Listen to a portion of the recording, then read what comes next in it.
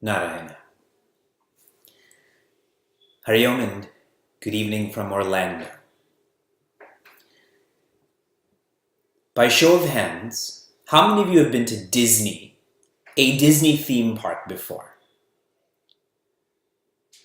I should reverse it. How many of you have not been to a Disney theme park?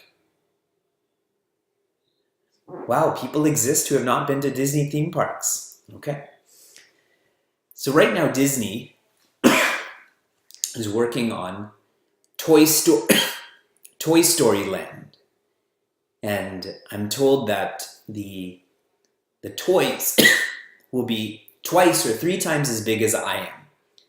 So it'll make you feel like you're in Toy Story the movie, as the toys are different characters. What Disney does in a remarkable way is create an experience. You all agree? From the way people speak, or the way that prices are marked, and on and on and on. If you've been to Universal Studios, the Harry Potter portion of that park, how there's wands that can make water come out of different places, or hats to come off.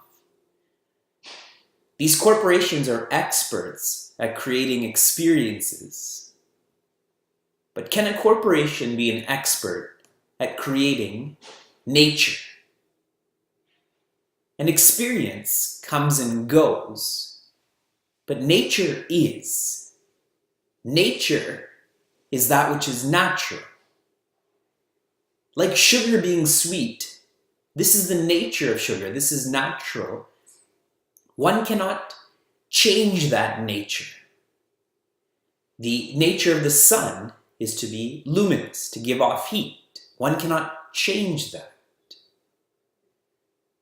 We are studying in a course, not about experiences, but studying about that which is most natural, that which is our nature. And this is why in Atma Bodha, the word light is used so often, because our nature is light. Is light. Even the idea of being enlightened is still limited. But one's nature being light, that is the truth.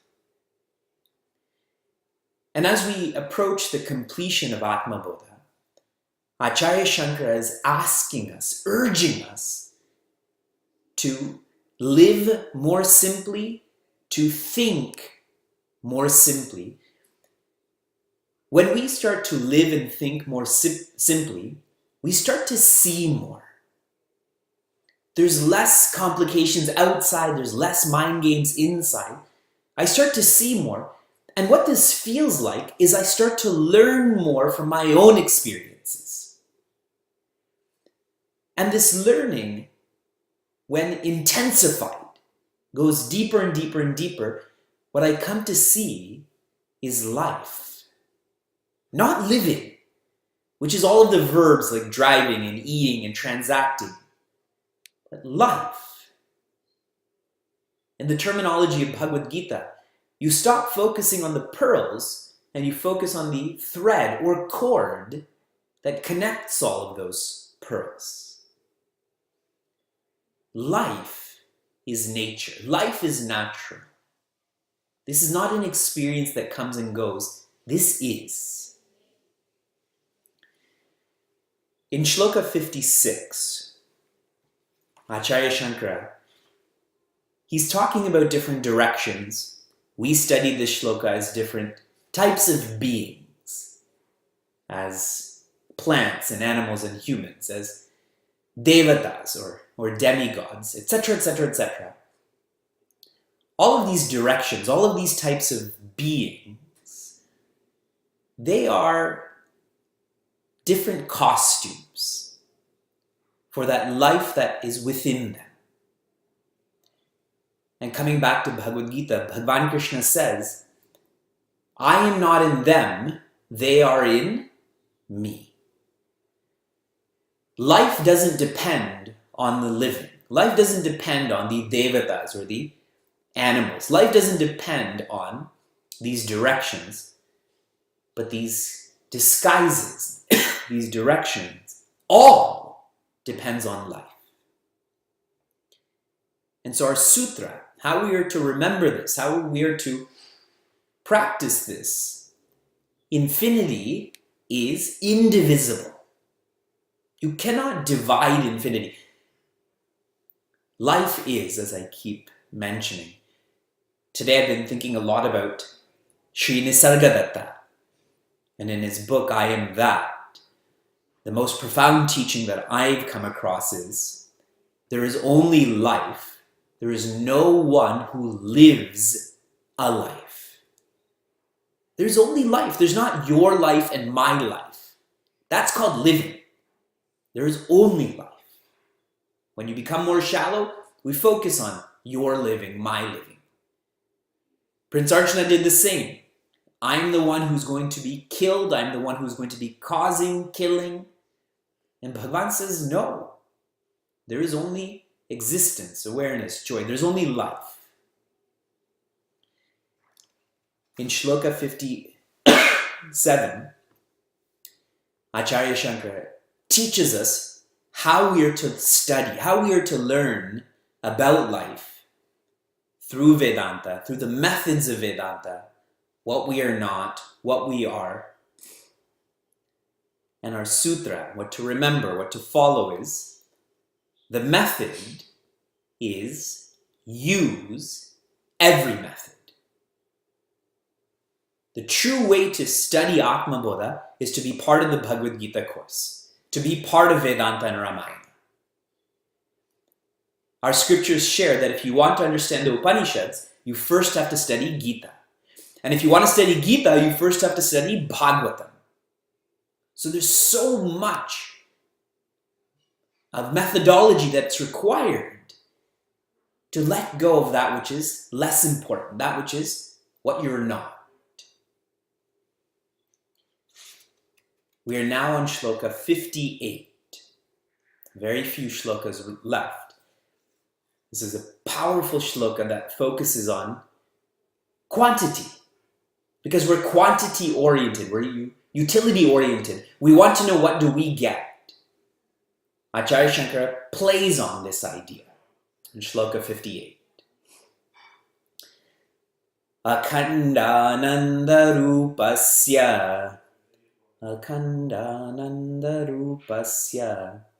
tasyanandalavashitaha brahmadhyastaratam yena bhavantyanandino kilaha.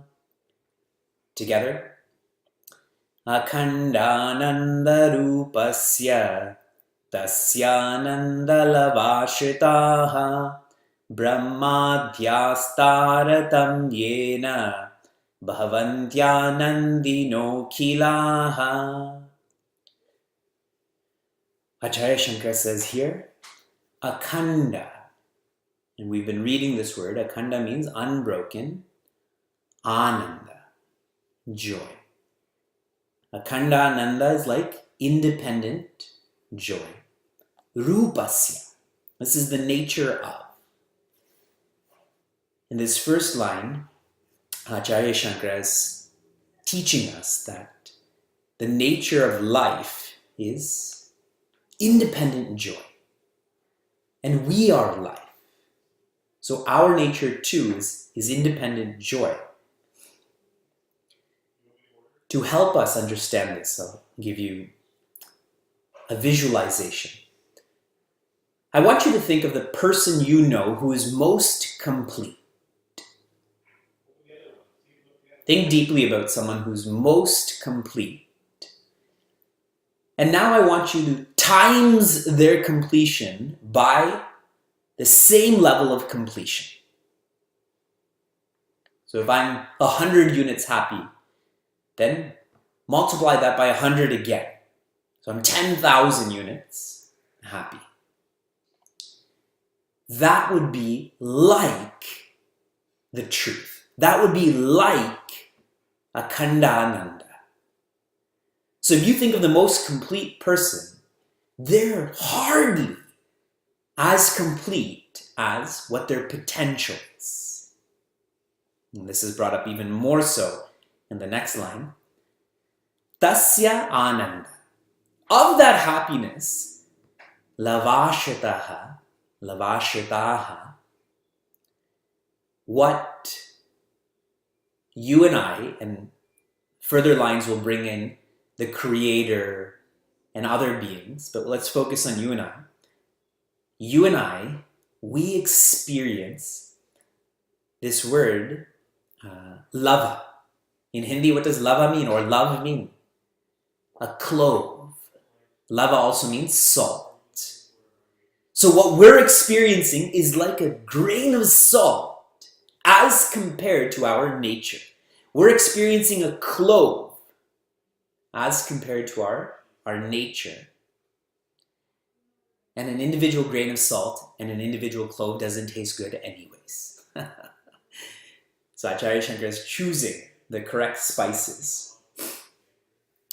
What he's saying is, you can bring in the best combination and permutations of pleasure, possession, and position, but all of that is like a grain of salt in comparison to peace. And if you want to study this more deeply, in Taittiriya Upanishad, in the second Valli, the second portion of Taittiriya Upanishad, the Rishi there compares all healthy, happy people. So let's say all of us and the rest of the people in the world that are healthy and happy. I know I'm being very generous in labeling us as healthy and happy. All of our happiness combined becomes the numerator, which is 1. And I've shared this many times. And on the denominator, that is the happiness that a realized person experiences, but not their full realization. That's a drop of their joy, a particle of their joy. So we are 1, and then there's the denominator. Do you remember how big that denominator was that I've shared with all of you? There's 1 with 15 zeros. So 1, and the denominator is 1 with 15 zeros. Our potential. Our potential is great, and there's a fire that's going on in this house right now. Experiences come and go. Now Vyasa is going to wake up also. Can you still hear me? We'll treat this India style and just keep on punching through. In this second line, what Acharya Shankara is trying to do is to quantify that which is quality-oriented, because that's how we think. We don't think so much about quality. On Facebook, can you quantify your friends? You can quantify your friends, but can you qualify your friends? This is my good friend. This is my not-so-good friend. You sort of can by showing people different pictures that some people can access and some people can't access. But generally, they focus on the quantity, correct? In the third part of this shloka, Acharya Shankara is saying that Lord Brahma, the creator, he enjoys more of this grain of salt, and other beings who are not as evolved, they enjoy less of this joy. So the more evolved you are, the more you experience this joy. The less evolved you are, the less you get to taste this joy.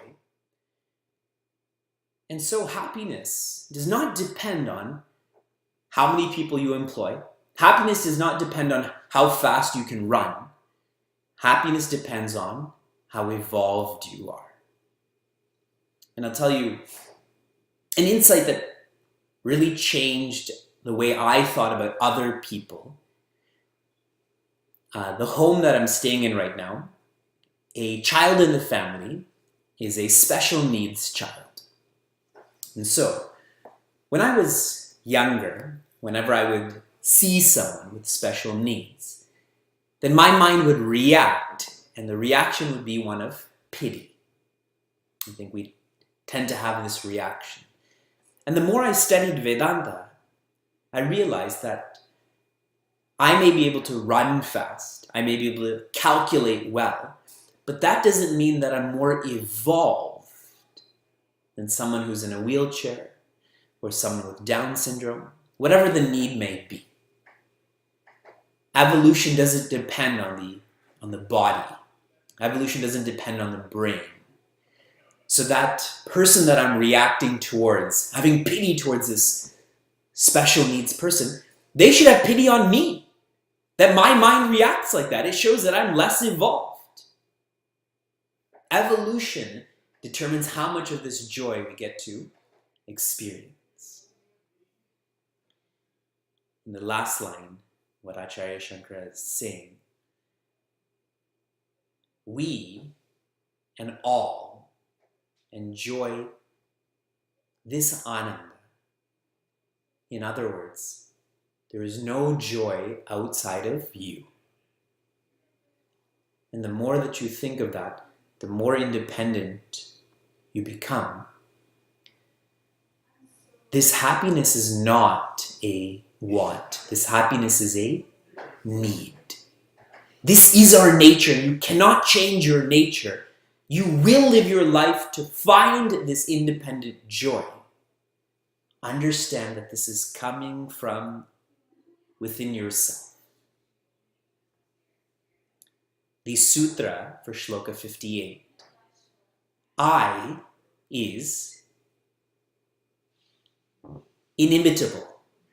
Inimitable, which means I cannot be mimicked. I cannot be copied. I, whose nature is joy, cannot come from another source. I is inimitable. We continue to Shloka 59. Similar thought. Tadyuktam akilam vastu. Tadyuktam akilam vastu. Vyavaharasta danvitaha tasmat sarvagatam brahma kshire sarpirivakile. Together. Tadyuktam akilam vastu vyavaharasta danvitaha tasmat sarvagatam brahma kshire sarpirivakile. Tadyuktam akilam vastu. This is the first line. Of that happiness that we just discussed, akilam vastu, all objects, all emotions, all thoughts, all articles, all beings, all circumstances, they are pervaded. They are filled with this joy. So now we're thinking, then how come we don't experience this when we eat pizza, when we go on vacation? Because we're treating it as pizza. We're treating this as a vacation. We're trying to find that joy without acknowledging that the nature of that pizza, the nature of that vacation is joy. We're still looking at this from the perspective of the surface. I'll shift to a more worldly thought. When I was younger, someone had told me that most of this multiverse is just space. And, when you're younger, you believe everything, so sure. So today I was doing some research on this. And here's a few numbers for you to think about. That if every one of us was a dust particle, every human being was a dust particle, then all of us would be contained within the space of a cube of sugar. If all of us were dust particles, we would be contained within a cube of sugar. Fine. Thinking about this in a more large sense. How much matter is there actually in this universe? How much vastu is there actually in this akila? So I want you to take a decimal place and add 20 zeros to the right. 20 zeros, and then a 4-2. That's the percentage of this multiverse that actually has vastu, has matter. And giving you one more reference point, 99.99% of this multiverse is space. 99.99% is space. What are we trying to find in all of this space? Just imagine how much time and resources and effort we put into finding a promotion, to finding a right home, when all of this is space. But deeper than space is energy, and deeper than energy is existence. That's what is the real substance in our experiences. Vyavaharaha, that's our actions, that is society, that's what we do every day. Tadanvitaha, depends on this existence, depends on this happiness. You and I, we only live. We live with inspiration, we live with purpose at the idea of the possibility of independent joy. If you let go of that idea that there is independent joy, you forget about the idea of moksha, you will stop living. You will stop being inspired. Everything will cease and stagnate. Certainly, all we do is to try to tune into the depth of this space, the depth of the articles, beings, and circumstances. And the more you know, the more you come to benefit by that. That's the power of this course. Tasmat, therefore, sarvagatam brahma. That means existence, awareness, joy has gone everywhere, is everywhere. And we've already heard this teaching before. So interpret this not wrongly, but differently. Make this more relevant to your life. Tasmat sarvagatam brahma means our efforts should be sarvagatam. That we should be aspiring to tune into life, to tune into joy. Sarva means all. Gata means space, time, matter. While driving, we should try to be independently joyous. While bathing, it is through living that we can tune into life. And shared differently, if you are happy every moment, that equates to being happy forever. But that's only possible if our efforts are sarvagata. But if our efforts are only on Thursday evening, our efforts are only on Sunday morning, our efforts are only with people we like, not with people we dislike, then that's not going to be possible to experience this joy. And here is the comparison. Kshire sarpihi iva akile, just like butter pervades milk. Just like ghee is contained within doodh. Acharya Shankara is saying here is you only see the milk, but you don't see what's inherent within this milk, which is butter. In this example, butter is more valuable than milk. So for us to let go of taking all of our experiences generally, but to go deeper into our experiences. Here is our sutra. If we remember this, we can practice. Churn up contentment. Churn up contentment. In the churning of the Milky Ocean, what came? Finally, Amrita, fearlessness. When we churn our experiences, when we churn living, what will come up is life. And the nature of life is Akhandananda, independent joy. In worldly terms, we would say think. Atma Bodha is a text on thinking. We'll go through one more shloka. Ananvastulamahriswam. Ananvastulamahriswam. Adhirgam ajamavyayam. Adhirgam ajamavyayam. Arupa gunavarnakyam. Arupa gunavarnakyam. Tad brahmetyavadharayet. Tad brahmetyavadharayet. Together. Ananvastulamahriswam. Adhirgam ajamavyayam. Arupa gunavarnakyam. Tad brahmetyavadharayet. Anu.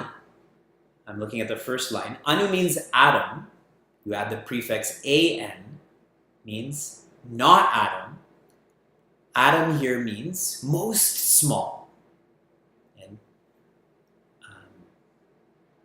not the most small. Then stula means gross. Astula, not gross. Hraswa means short. Athraswa, not short. So here, Acharya Shankara is taking up different sizes, essentially. He's taking up different descriptions, different limitations, and saying, not this, not this. And adding more of a reference for us. This word anu, you've heard this word before. Anima. Where have you heard anima before? Hanuman Chalisa. Anima is one of the Ashta Siddhi, one of the 8 physical powers that Hanumanji has. Understand that the Ashta Siddhi, these 8 physical powers, only relates to Dvaita, only relates to the physical world, relates to separation, becoming big and small and light and heavy. Why? That's only at a functional level. Hanumanji is joy. This Ashtasiddhi means nothing to him. Similar idea in the second line. Dirga means long. Adhirga, not long. Aja means born.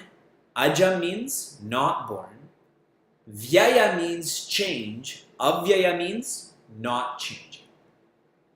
So some more directions, some more descriptions. Long, born, changing. Acharya Shankara is giving these references, saying that these references only apply to limitations. References only apply to limitations. Then rupa, third line. Rupa means form. Arupa, no form. Guna means quality. Aguna, not having qualities. Varna, color. Avarna, without color. And then akyam. Akyam means, it can be akyam, it can also be akyam. That is name. And here, without name. The joy that we're studying is beyond form and quality and color and name. And what's very beautiful about this, if you're one who engages in bhakti, in devotion, bhakti Bhakti's flow is through Nama, Rupa, Guna, Dhamma. Nama is the name, Rupa is the form, Guna is the quality, Dhamma is the abode or the locus. So if I want to understand that which has no form and no qualities and no colors and no name, what I need to do is first focus deeply on a divine name, on a divine form, divine qualities, divine locus. It helps me forget about my egocentric personality that's always focused on my name, my form, my qualities. I don't have any bad qualities, only good qualities. My locus. When you lose yourself in Bhagwan, you find Brahman. Mahatma Gandhi has said a similar statement. The best way to find yourself, lose yourself in the service of others. And now here's a repeating line that we've studied. Tat Brahma iti avadharayet. This is Brahman. Realize Brahman. You are Brahman. In this shloka, Acharya Shankara is using negation. Negation here means unlearning. He is using unlearning to help us learn. The sutra here is references further limits. References further limits. And some minor examples of that are when you meet someone, they'll say, I'm the spouse of so-and-so, I'm the child of so-and-so, I was born here, this is the school I went to. But what about you? You are your own reference point, then you can bring in other references, but we're always identified based on references. And those references are small, which make me smaller. References further. And as usual, I wanted to study one more shloka. But today there was a fire. So today's actually not my fault about moving too slow.